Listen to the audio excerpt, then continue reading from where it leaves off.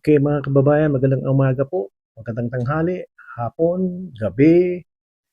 Sana ho, okay ho tayong lahat. Ano po, kumusta ho kayo? Ito, pag-usapan ho natin itong si ah, Sir Erwin Tulfo, mga kababayan. Bibigay ko lang ho sa inyo ang konting reaksyon lamang po. Itong question ho kasi sa kanya, tanong ho kasi sa kanya ni Madam Maharlika. Ang question ho kasi kung saan daw ho niya nakuha itong pangalan na Erich Sylvester, mga kababayan. Yun lang naman eh. At saka hinihingi ang paliwanag kung papaano niya nakuha o kung talagang siya ba ay isang Pilipino o isa siyang American citizen. Ha? Kasi lumalabas ito, mga kababayan, na isa siyang American citizen. Ano po? Alam kong alam niyo ho yan. At ito nga, tumatakbo siyang senador at ayon pa sa kanya, ayon pa kay Erwin Tulfo, sabi pa niya na maraming bumabatikos sa kanya, lalong-lalo na ho raw ang mga vlogger, maraming mga baser, mga troll bumabatikos sa kanya dahil nga sa kanyang pagkakakilanlan, mga kababayan. Kaya kine-question siya. Ngayon, ah binabanatan siya ni Maharlika dahil nga dito. So, sinagot ho ni Sir Erwin Tulfo, sorry, Sir Erwin Tulfo, pero sir, base ho dito kasi sa napanood ko ring video, hindi niyo ho sinasagot yung mga tanong or question ni Maharlika hinggil ho sa pagkakakilanlan ho ninyo. Iba ho yung sinasagot niyo eh. Iba ho yung sagot niyo doon sa mga issue na binabato ho sa inyo ni Maharlika. Kasi napanood ko rin ho yung video habang kayo ho nagsasalita, katabi nyo ho si Sir Aljo Bindijo, ginahapyod-hapyod ba ang inyong mukhang likod ni Aljo Bindijo kay umiiyak na ho kasi kayo, sir. Ha? Sabi pa ng iba dito, sir, na iyakin daw ho kayo pala. Ha? Kay BP Sara, ang tapang-tapang nyo, astig na astig kayo. Pagdating ho kay, sabi pa nila, pagdating ho kay Madam Maharlika, tudo iyak ho kayo ng inyong pagsasalaysay dun sa mga mga pagpapaliwanag mo. Dahil ba, sir, totoo? Kaya emotional ho kayo? Sir, mas marami pa hong mga OFW, sir, mas maraming karanasan po kaysa sa inyo. Kasi sabi nyo, dati nagiging TNT rin kayo sa ibang bansa, sa Amerika. Kung ano-ano yung sinabi nyo, na dumaan kayo ng kung ano-anong trabaho. Sir, hindi ho yun ang issue. Ang issue ho rito, yung binabato ho sa inyo ni Madam Maharlika kung papaano ho nagiging Erich Sylvester o kung saan ho ninyo nakuha ang pangalan na ito at yung pagiging American citizen ho ninyo. So, hindi ho kayo Pilipino, sir, kung ganon.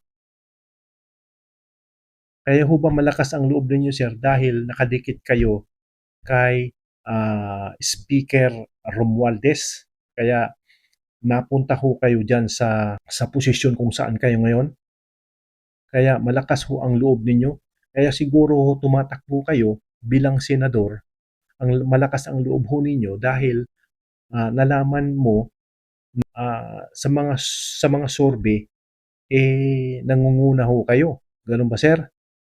Ang issue ho dito, sir, na sana sagutin niyo ho lahat straight to the point yung sagot ho ninyo doon sa mga tanong o question ni Madam Maharlika ho sa inyo, sir. Kaya dapat masagot ho ninyo yun. Okay? So mga kababayan, panoorin ho natin itong ah, video ni Erwin Tulfo na nanggagalaiti ho siya sa inis. Dahil nga ho, sabi niya na binabatikos raw siya ng mga halos karamihan mga vlogger, binabas daw ho siya dahil tumatakbo siyang senador o kumbaga sabi pa niya na wala ho ba raw siyang karapatang na tumakbo to the higher position, mga kababayan. Yan ang sabi niya. At nagpapaliwanag ho siya, ang pinapaliwanag ho naman niya ay hindi ho doon sa issue na binabato ho sa kanya. Iba ho, nililihis ho niya. So mga kababayan, panoorin ho natin muli at kayo na ho ang humusga kung tama ba o totoo ba lahat ang mga pinagsasabi ho ni Erwin Tulfo, mga kababayan. Pero bago ho yan mga kababayan, baka naman pakiclick ho ang like, share, and subscribe at ang notification bell mga kababayan upang pag nag-upload ho tayo ng mga bagong video ho rito, ma-notify ho kayo sa mga video ho na i-upload ho natin mga kababayan. So mga kababayan, panoorin ho natin itong video ito na si Erwin Tulfo ho ay nagpapaliwanag at nanggagalaiti at umiyak. Narito po ang video mga kababayan. Panoorin ho natin. Question ako ng mga ilang mga vlogger, kini-question ho ako ng ilang basher, mga troll. Diyos ko po, sabi, may karapatan pa ba yan tumakbo bilang senador, bilang mataas na opisyal ng bayan natin, walang kredibilidad, walang integridad. Kung pagiging TNT ko ho, kung pagiging undocumented alien ko po, bawal po ako magsilbi. Bawal na po ako magtrabaho sa ating bayan na ginawa ko lang naman ho yun para mapakain yung mga anak ko, para maitawid yung mga anak ko sa paghihirap. Kung kasalanan ho yun sa tingin ho ninyo, then guilty po ako. Pero ito lang ho masasabi ko, wala po akong nilabag na batas dito sa ating bayan. Wala po akong nilokong tao ni isang Pilipino. Maging sa Amerika nung nandoon po ako, wala po akong inistapa, wala po akong iniskam ng mga Pilipino, maging ng mga Amerikano. Wala po akong niloko. Yung nire-remit ko ho na pera dito ay galing po sa pagod at pawis ko, by Aljo. Iyan ho ang totoo. Kaya hindi po ako nahihiya. Bakit mo tinago for 20 years? Hindi po ipinangangalandakan ng mga mga undocumented alien, ng mga TNT. Pero hindi ko rin ikinahihiya, by Aljo, na once upon a time, nag-TNT ako. Na once upon a time, illegal alien ako. Once upon a time, nagtrabaho ako na undocumented. Iyon no. Yung ibang mga kababayan ho natin, karamihan ho si mga nakaka-relate. Hanggang ngayon, marami po tayong mga kababayan tayo na nag-OFW na walang papel. Na tumatakbo sa Amerika. Mabuti nga ho kayo ngayon, swerte na. Meron na pong marami ng bansa na pagpipilian, hindi lang Amerika. Meron pupunta ng Dubai, pupunta ng Thailand, ng Singapore, ng Hong Kong. Tapos hinaharang dyan sa immigration. Pag tingin ng immigration officer, dududa sila na magta-TNT lang. Minsan hindi ko nasisisi yun, Bayaljo. Pumupunta lang yung mga yun para kumita, maghanap buhay. Hindi yung magwawalang hiya sa bansa na yon. Hindi ho sila magdadala ng kahihiyan sa bansa na yon. Pupunta ho sila doon para magtrabaho, para mapakain ang anak nila. I can relate, by Aljo, kasi isa ako na ganon. Na undocumented OFW. Kaya nga naintindihan ko ho yun. Yung mga pinapauwi, yung mga nahuhuli doon, pinapauwi. I feel them, I can feel them. Yung kanilang lungkot, sama na loob, wala ng trabaho. Yun lang ho yun. Sasabihin nyo, walang credibility na itong tao na ito, wala ng integridad. Paano magiging walang integridad? So, kung ang isang dating TNT Isang dating nagtrabaho na walang papel sa abroad, ay pag umuwi dito, wala na pong integridad, hindi na po siya pwede magsilbi sa bayan. You tell me, bawal na ba yun? Hindi ka na pwede magsilbi? Wala naman ako nilabag na batas doon. Ibig sabihin, hindi po ako nag-scam ng mga Pilipino-Amerikano, hindi po ako nagnakaw doon.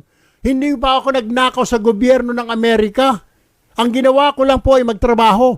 Lalong wala po akong kaso rito. Wala po akong kaso ni isa dito sa panloloko, pagnanakaw. Wala po akong in-scam na Pilipino. At ikaw ay Pilipino. Exactly. Pagkatapos sasabihin, nanloloko. Ano niloko? Alam nyo, alam mo ba, isa lang ito kaya binabanatan tayo dahil number 1 ho ako sa survey. Malakas kay. Doon po sa mga tumitira na vlogger, mga basher, number 1 po ako since last year pa, June. Sinabi ko na sa nanay ko, pero ang nanay ko po ay nalungkot. Nabubuhay pa yung nanay ko. Sabi niya, hindi nakakatuwa yan. Sabi ko, bakit? Kasi anak, titirahin ka niya. Uubarang ka talaga dyan. Pagdating sa eleksyon. Totoo yan. Ito na nga ho, nagkatotoo na yung sinabi ng yumao kong ina. Lahat po ng survey, Pulse Asia, SWS, Tangere, Lelo, lahat po, Okta Research. Lahat po ng 8 ho yata nagsusurvey, number 1 po ako. Okta Research. Ano hong gagawin natin? Pagkatapos may tumitira pa yan, dala-dalawa, sobra-sobra may magkapatid pa. Ano magagawa natin? Yun ho yung tingin ho ng tao Ang dahilan siguro dyan, dahil yung tinatanong ako, bakit ka number 1? Siguro po yung performance. Nagmamanifest. Wala pa po kami sa gobyerno, hindi pa po ako congressman. Si Rapi ay hindi pa rin senador. Tumutulong na po kami. Yun. Naikukumpara po kami sa ilang mga opisyal politiko ng mga kababayan natin. Lumapit po kami kay ganun, sir. Wala pong binigay. Ang binigay, pampalibing, nagbigay lang po ng 100. Yun. Lumapit po kami kay ganun. Ang binigay po ay 50 pesos, pampalibing. Kaya dito po kami lumalapit. Hindi pa po kami dyan, mga opisyal ng gobyerno. Lahat po kami kay Ramon, kay Ben, kay Rapi, ako. Nakita ho siguro ng mga tao. Siguro ang tao na ho nagsabi, ilagay kaya natin mga ito sa gobyerno. Testingan ho natin. Siguro naman kay Sen Rapi, hindi naman ho kami napahiya. Tingnan nyo naman ho, tuloy-tuloy yung paglapit sa kanya pagtulong. Ganon din ho ako. Araw-araw ho, dito sa Mother Ignacia, may mga tao ho dyan, humihingi ho ng tulong. Hindi ho namin tinatanggihan. We are different from other politicians because we walk the talk. Hindi rhetorics. Ginagawa po namin kung ano sinabi namin, ginagawa po namin. Huwag niyo ho kaming gayahin sa iba dyan. Mamaya na, bukas na yan. Sir, kailangan ho ng ganito. Sa amin po kasi, pag may nangangailangan, ibigay mo na kung kaya mong ibigay ngayong araw. Yan po yung ginawa ko sa DSWD. Yung pamimigay ng AX dati, nung DSWD. Dati, abutin ka ng 1 linggo. Pabalik-balik yung pobre. Pambayad niya sa ospital. Nung naging secretary po ako, sabi ko, sapat na yung hospital bill at saka indigency, ibigay mo na. Binibigay. Ako ho, nagpaumpisa ho niyan. Bakit mo pa pagbababalikin yung tao? Ngayon, kaya nga, nauso din po yung sinasabing tool for justice. Pag meron po lumapit sa amin, hindi na po kami mag-atubili. Sasamahan namin yung tao na yun kung sino ay nirereklamo niya. Haharapin namin, kukomprontahin namin. O siguro, kasi pag pumunta siya sa pulis, pumunta siya sa korte, napakahaba. Kami ho, diretso. Siguro, hindi ho kaya because of that. Dahil nakakita sila ng tulong, ayuda dyan mismo, ora mismo na ayuda. From Ramon, from Ben, from Rapi, from myself. Siguro nakikita ho nila. Tapos ngayon, sasabihin ninyo, nanloko, nanlinlang. Ano ho nilinlang? What did I do? What did we do? May ginawa ho ba kaming masama? Nagnakaw ho ba kami? Did we steal from the government? Did we cheat? Did we scam? Inistapa ba namin yung mga kababayan natin? Hindi po. The money that you're seeing na binibigay ko po dito, galing po sa akin. Ito po yung mga napag-ipunan ko sa Amerika. Ininvest ko po sa negosyo nung dumating po ako noong 1996. Income po ito. I have a business. Ayan po yan. Yung iba po na pinamimigay ho namin, itong hawak-hawak ko po ito. Galing po ito sa mga sponsor. Hindi ko po binubulsa. Dahil ang turo po sa magulang ng magulang namin, yung ibibigay mo na yan, ibabalik ng Diyos 10 times more. Kaya ito ho, mga bayad ng sponsor, ibinibigay ko ho sa taong bayan. Now, what's wrong with that? Sasabihin nyo, manluloko, manlilinlang, mga sinungaling. Ano ang kasinungalingan ho doon? Di ho ba? Yung ilan nga ho dyan, ilang vlogger ho dyan.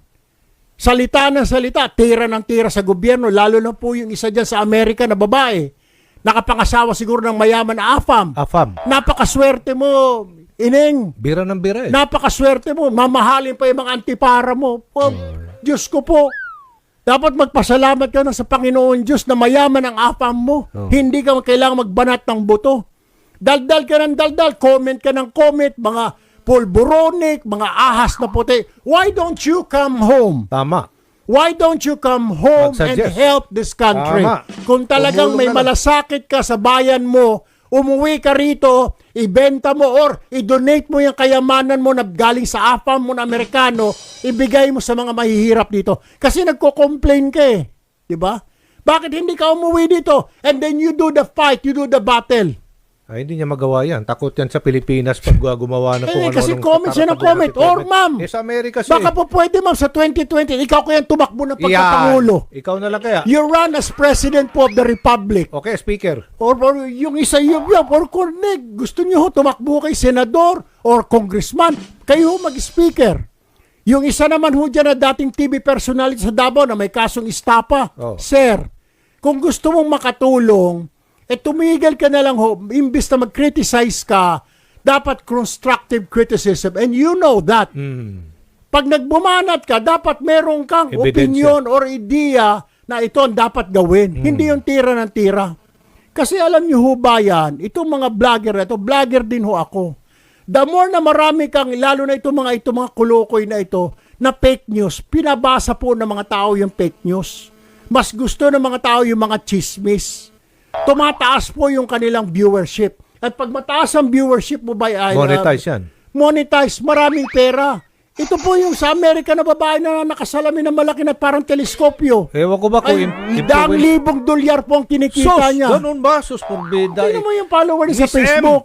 O yung isa naman na nakalaya sa kulungan dahil sa istapa, yung TV personality, kumikita rin siguro na malaki. Kumikita na malaki dahil maraming views pero kahit na fake news.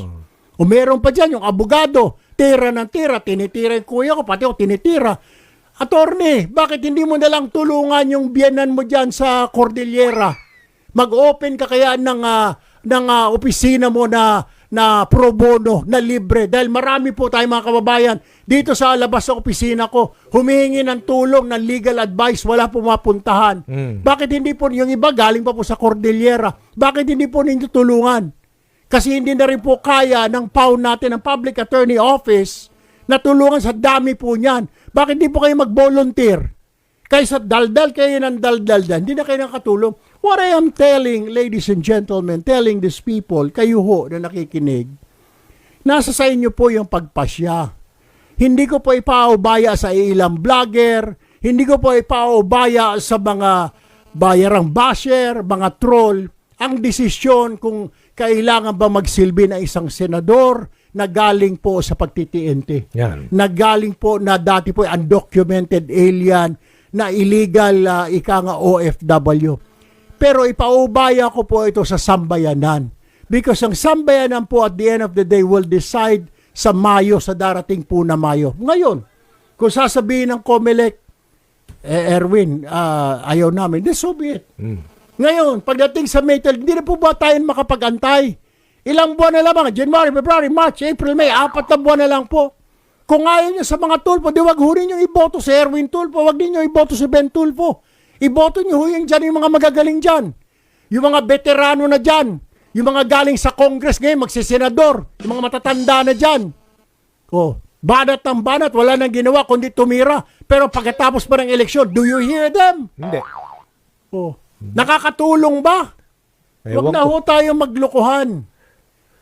Niloloko lang ho ninyo ang taong bayan. Magaling lang kayo pag mag-i-eleksyon. Labas ng pera, tulong dito, tulong doon. Putragis. Pardon my French, bye. Okay lang yan. Pero, yun ho, Bira. nakakasama na loob eh.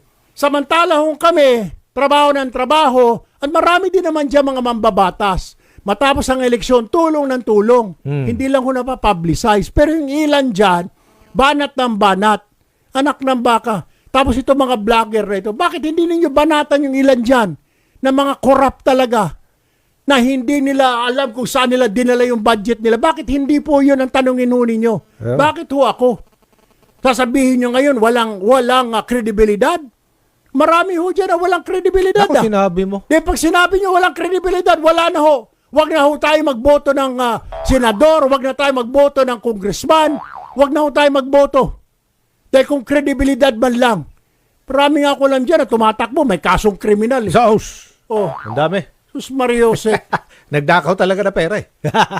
Para matapos na ho ang lahat na ito, wala ho akong ginawang masama.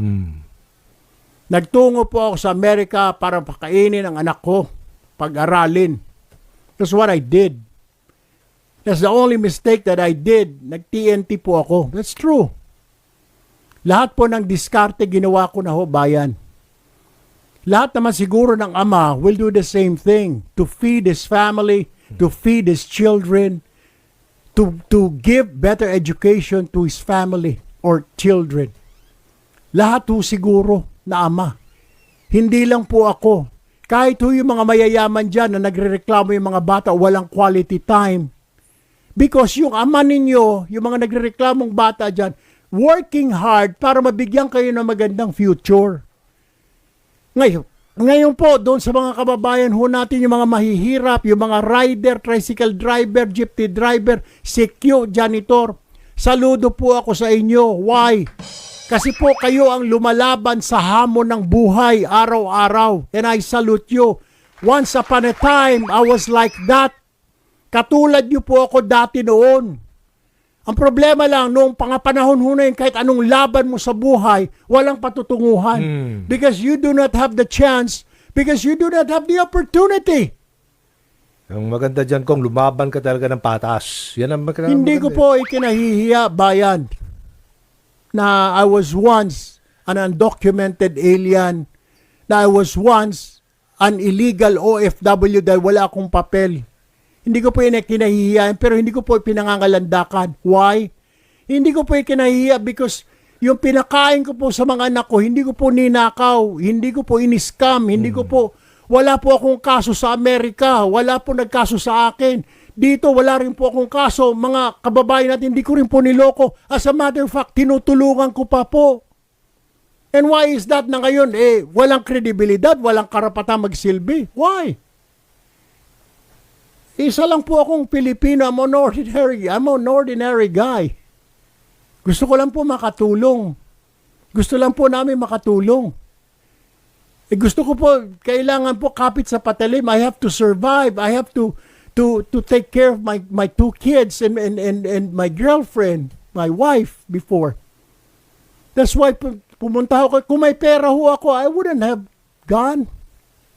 I wouldn't have left. Kahit sino po yan, mga OFW na yan, kung may pera ho yan, aalis ba yan? Hindi. The point is, may dahilan po kaya umaalis yung tao Lahat ho may dahilan Kung mayaman ho yung mga yan, aalis ba yan? Hindi ho sila aalis. Yun ang masama ba Sasabihin, panluloko. Anong panluloko? Yung pinakain ko sa mga anak ko, pinag-aral ko, galing po sa pawis ko. I work hard.